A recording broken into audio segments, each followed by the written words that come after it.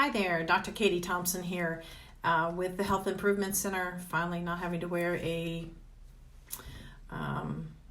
sweater and scarf, at least for a little while. As most of you know, I am getting my master's in traditional nutrition, and one of my classes this semester is on cholesterol.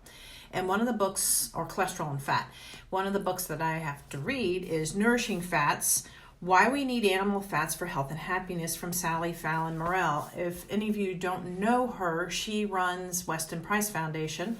That's what the book looks like. I'm sorry, I know it's coming in reverse, but it's a really good book. But I wanted to read a couple of things from it because I think it's important.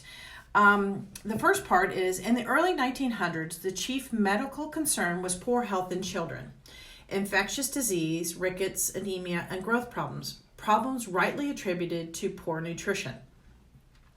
On the basis of research carried out in the 1920s and 30s, the British Medical Association recommended that all British people consume 80% more milk, 55% more eggs, 40% more butter, and 30% more meat.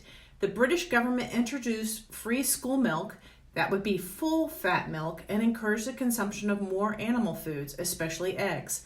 Following this policy, childhood deaths from diphtheria, measles, scarlet fever, and whooping cough fell dramatically, well before the advent of antibiotics and vaccinations. I think that's quite interesting considering all the hoopla over people not being vaccinated for measles, because if measles is coming back, guess what we have? Poor nutrition. So we need to think about that before we say, let's force vaccines on everybody. There's another interesting piece in here I want to read to you from the American Medical Association. The American Medical Association at first opposed the commercialization of the diet-heart theory. The diet-heart theory is what says that it is fat that is causing us to have heart attacks, which in fact it's not.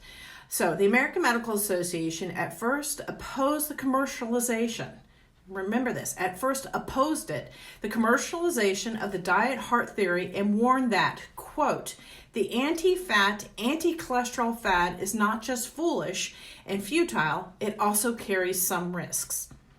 Now, I think that's interesting considering everything going on with, oh my God, you can't have fats, you have to have lean meats, you have to have, well, we're doing less margarine, we're doing more butter.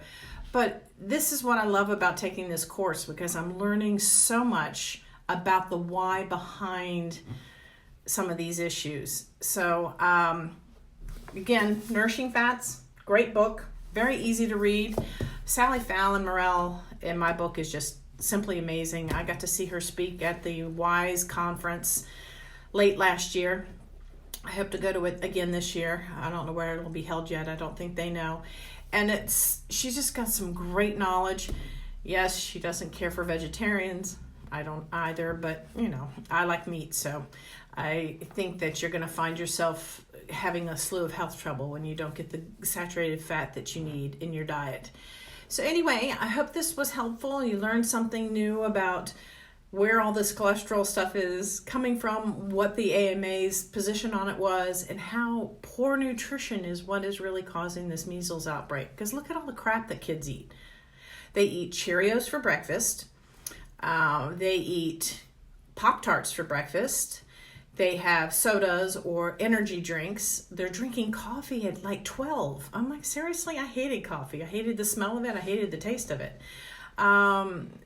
And they're just eating poorly. They're just not eating well. And then all the food is processed.